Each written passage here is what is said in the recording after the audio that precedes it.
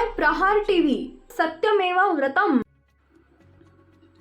महाराष्ट्र सरकारकडे बहुमताचा आकडा आहे, पण सरकार स्थिर आहे का याबाबत शंका आहे, असं ठाकरेंच्या शिवसेनेनं म्हटलं आहे।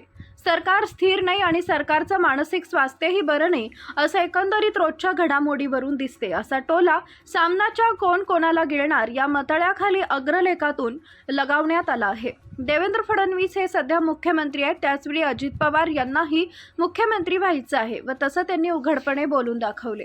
अजित पवार 6 वेळा उपमुख्यमंत्री झाले, हा विक्रम आहे, पण इतका तगडा गडी अद्याप मुख्यमंत्री झालेला नाही व भाजप सोबत राहिलं तर त्यांच्या मनातली मुख्यमंत्री पदाची इच्छा कधीच पूर्ण होणार नाही। अमित शहा सवतीच्या पुतण्याला मुख्यमंत्री का करतील असा साधा प्रश्न आहे, असं ठाकरेंच्या शिवसेनेनं म्हटलंय। आपण आता मुख्यमंत्री नाही हे स्वीकारायला शिंदेंचं मन कित्येक वर्ष मलाही मुख्यमंत्री व्हावे असं वाटतंय, पण तो योग कुठेही जुळून आलेला नाही, अशी कबुली अजित पवार यांनी शनिवारी पुन्हा दिली। अजित पवार हे असं बोलले तरी फडणवीस यांना त्यांच्यापासून धोका नाही। अमित शहा यांच्या नेतृत्वाखाली राष्ट्रवादी काँग्रेसनं माजी मुख्यमंत्र्यांना गौरव सोहळा आयोजित केला होता। महाराष्ट्रात या पक्षाचं काम अजित पवार बघतात। महाराष्ट्राच्या माजी मुख्यमंत्र्यांच्या सत्काराची टूम त्यांनी काढली, मात्र वरळीच्या जांभोरी मैदानात झालेल्या माजी मुख्यमंत्र्यांच्या सत्कार सोहळ्यात तसे कोणी फिरकलंच नाही। शरद पवार, सुशीलकुमार शिंदे, पृथ्वीराज चव्हाण, उद्धव ठाकरे हे माजी मुख्यमंत्री या गौरव सोहळ्यात फिरकले नाहीत हे समजण्यासारखं आहे, पण जिथं जागते ताजे माजी मुख्यमंत्री एकनाथ शिंदे यांनीही गौरव सोहळ्यावर बहिष्कार टाकला व आपला प्रतिनिधी त्या कार्यक्रमास पाठवला।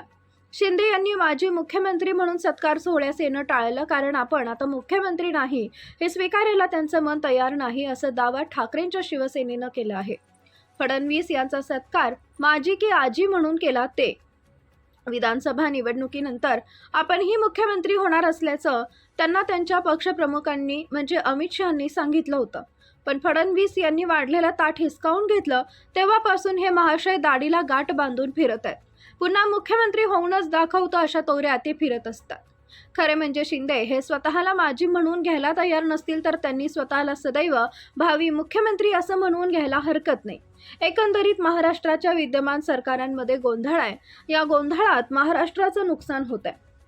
अजित पवारांच्या गटानं आयोजित केलेल्या सत्कार सोहळ्यास 2 माजी मुख्यमंत्री हजर राहिले, त्यापैकी एक नारायण राणे हे शिवसेना भाजप युती सरकारमध्ये मुख्यमंत्री होते, नंतर त्यांनी बरेच पक्ष बदलले, पण मुख्यमंत्री काही झाले नाहीत। याचा अर्थ शिवसेना प्रमुखांनी अनेकांना दगडांना शेंदूर फासला व देव बनवले।